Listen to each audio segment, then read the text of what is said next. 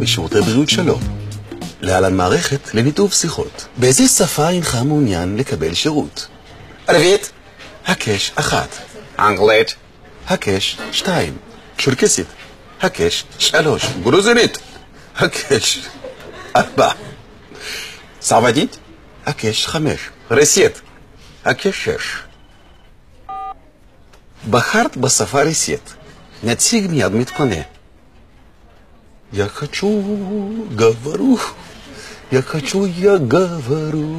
Алло, алло. Макаби... Я говорю по телефону, не мешай мне. Алло, алло. Макаби Шалом, Адабар Анатолий. Бумани Холзер этот хат. Здравствуйте, у меня есть вопрос по поводу перехода из одного купат-холима в другой. Как мне это сделать? Говорите по-русски. Алло, я вас не слышу. Да. Алло, Анатолий? Да, Анатолий. Здравствуйте, я хочу перейти в другой купат-холим. Здра. В Макаби, да, хочу перейти в Макаби. Я хочу раздела здравия. Здравствуйте, меня зовут, как дела? Пожило. Алло?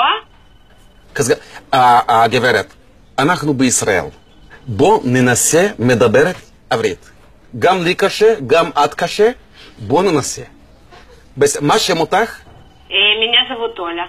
Тола. Окей. Тола. Оля. Ола? Ола. Не Оля. או, הירד או עולה? אני במוקד מכבי. כן, גם אני. גם את, גם אני. שנינו מוקד מכבי. ובישראל, אחרי כל כך הרבה שנים שרצינו. כל כך הרבה שנים. התפללנו, חיכינו, ואני אדמת קודש. את, אני. אתה יכול לעזור לי? אני פה, אני יכול. אני רוצה ללכת למכבי. בואי! איך לעשות? יוצא מבית, יורדת מעלית, נכנס אוטו. ובא, איפה את גרה? אני גרה באשדוד. אני אוהב אשדוד. אשדוד נמל. какой-то дебил просто со мной говорит. גם אני יכול להגיד דברים את לא מבינה. алло. כן. אני הייתי בקופת חולים. איזה? כן. ועכשיו אני רוצה ללכת למכבי. מתי בא? אני מכין פה מוקד.